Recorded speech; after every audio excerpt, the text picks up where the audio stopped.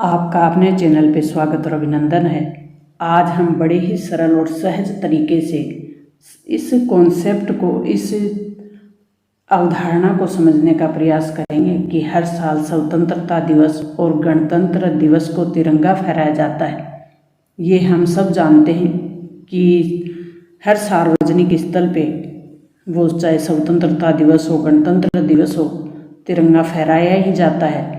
लेकिन क्या हम सब जानते हैं कि इन दोनों दिनों में राष्ट्रीय ध्वज फहराने में क्या अंतर है? अगर आपको नहीं पता तो आप आज बड़े ही सरल और सहज तरीके से जान जाएंगे। तो बिल्कुल हम सरल और सहज तरीके से समझने का प्रयास करेंगे कि स्वतंत्रता दिवस जो कि 15 अगस्त और गणतंत्र दिवस जो कि 26 जनवरी को तिरंगा फहराया जाता है, तो इसमें अंतर क्या होता है। 15 अगस्त और 26 जनवरी, 15 अगस्त को स्वतंत्रता दिवस कहते हैं तो 26 जनवरी को गणतंत्र दिवस कहते हैं। 15 अगस्त 1947 को देश आज़ाद हुआ। 200 साल की गुलामी के बाद देश आज़ादी की सांस ले पाया। 26 जनवरी को भारत ने अपना संविधान बनाकर संविधान लागू कर दिया। उसी दिन से गणतंत्र दिवस यानी राष्ट्रपति का पद बन गया। 15 अगस्त को प्रधानमंत्री का पद। भारत के राष्ट्रीय ध्वज में 3 रंग होते हैं। सबसे पहले तो हम ध्वज को समझने का प्रयास करते हैं कि जो ध्वज की अवधारणा है, कॉन्सेप्ट है, संकल्पना है, वो किसने दी और ध्वज है क्या। तो भारत का जो राष्ट्रीय ध्वज है वो 3 रंग का है, इसलिए इसको क्या कहते हैं, तिरंगा। ये 3 रंग कौन से हैं? तो ये 3 रंग क्षितिज पट्टियों में हैं। क्षितिज पट्टियों में है नीले रंग का, इनके बीच में एक चक्र है जो इससे ध्वज को सुशोभित कर रहा होता है। तो राष्ट्रीय ध्वज तिरंगे में समान अनुपात में 3 क्षितिज पट्टियाँ होती हैं। केसरिया रंग झंडे में सबसे ऊपर होता है, सफ़ेद रंग बीच में और हरा रंग सबसे नीचे होता है। ध्वज की जो लंबाई और चौड़ाई का अनुपात है वो 3:2 है। लंबाई 3 है तो चौड़ाई कितनी है, 2। सफ़ेद पट्टी है बीच में और उसमें नीले रंग का चक्र बना हुआ। कैसे रंग का बना हुआ है, नीले रंग का। अब ये जो 3 रंग हैं ये किसके प्रतीक हैं? ध्वज में जो केसरिया रंग है वो शक्ति, साहस और त्याग का प्रतीक है। सफ़ेद जो रंग बीच में है वो शांति, सच्चाई का प्रतीक है, भारत की शांति और सच्चाई का प्रतीक है। हरा जो रंग है वो हमारी धरती की हरियाली, उर्वरता, वृद्धि, शुभता, उपजाऊपन का प्रतीक है। और इसके अलावा बीच में जो बना अशोक चक्र है वो गति को बताता है। गति मतलब जीवन ही गति है, गति का ही मतलब जीवन है। जब रुक जाता है तो स्थायित्व यानी मृत्यु का प्रतीक होता है। तो जीवन है वो गति का प्रतीक है, यानी जीवन की गतिशीलता का संदेश देता है। इसमें 24 तिलियाँ बनी हुई होती हैं चक्र में, और ये जो तिलियाँ हैं ये मनुष्य के 24 गुणों को दर्शाती हैं। और अशोक चक्र की 24 तिलियाँ मनुष्य के 24 धर्मों को भी बताती हैं। इसकी जो अभिकल्पना की वो पिंगली वेंकैया ने की थी।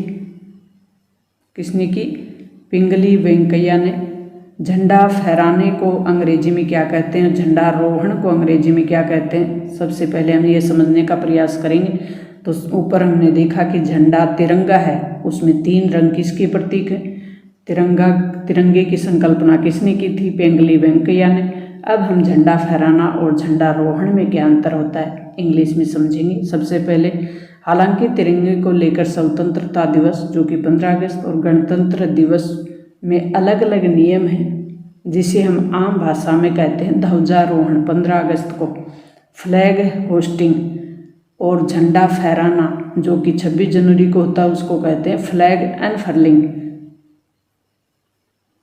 26 जनवरी और 15 अगस्त फहराने जो झंडा फहराया जाता है उसमें अंतर क्या होता है?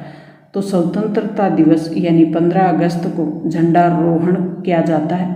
क्या किया जाता है? झंडारोहण। किसको? 15 अगस्त को। 15 अगस्त को झंडारोहण किया जाता है और कौन करता है? देश का प्रधानमंत्री। 26 जनवरी जो कि गणतंत्र दिवस होता है, और इस मौके पर झंडा फहराना कहते हैं। और झंडा फहराने का काम कौन करते हैं? राष्ट्रपति। कहाँ पे? राजपथ पे। 15 अगस्त को जब तिरंगे, अब झंडा रोहण होता क्या है, सबसे पहले हम ये देखेंगे। झंडा रोहण 15 अगस्त को किया जाता है। झंडा 15 अगस्त को जब फहराया जाता है तो उसको कहते हैं झंडा रोहण। अब झंडा रोहण और झंडा फहराने में अंतर क्या है? ऊपर हमने देखा कि झंडा रोहण प्रधानमंत्री करते हैं और झंडा फहराने का काम राष्ट्रपति करते हैं।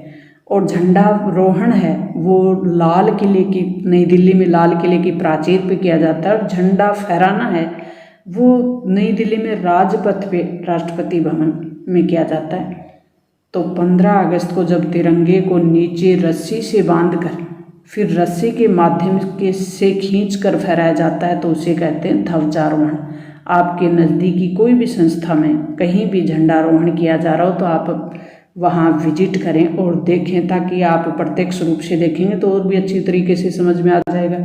26 जनवरी को तिरंगा ऊपर ही बंधा होता है और उसे खोल कर फहराया जाता है, इसे कहते हैं झंडा फहराना। राष्ट्रीय ध्वज को उचित तरीके से फहराने के कुछ नियम हैं, निर्देश भी हैं। जब राष्ट्रीय ध्वज को दीवार पे क्षितिज रूप में प्रदर्शित किया जाता है तो उसमें केसरिया जो पट्टी है वो सबसे ऊपर होनी चाहिए, जो त्याग, साहस और की प्रतीक है। केसरिया पट्टी वो सबसे ऊपर होनी चाहिए। ऊर्ध्वाधर प्रदर्शन के लिए जब कोई व्यक्ति ध्वज का सामना कर रहा होता है तो जो भगवा पट्टी है वो उसकी दाईं ओर होनी चाहिए। तो प्यारे विद्यार्थियों, राष्ट्र ध्वज को फहराने के जो नियम थे 15 अगस्त और 26 जनवरी, राष्ट्र ध्वज और राष्ट्र ध्वज का ध्वजारोहण और फहराने में क्या अंतर है? ध्वजारोहण कौन करता है? ध्वज फहराया किसके द्वारा जाता है? इसमें भी अंतर हमने देख लिया। तो प्यारे विद्यार्थियों, मुझे उम्मीद है कि मेरे द्वारा दी गई जानकारी आपको बिल्कुल समझ में आ गई होगी।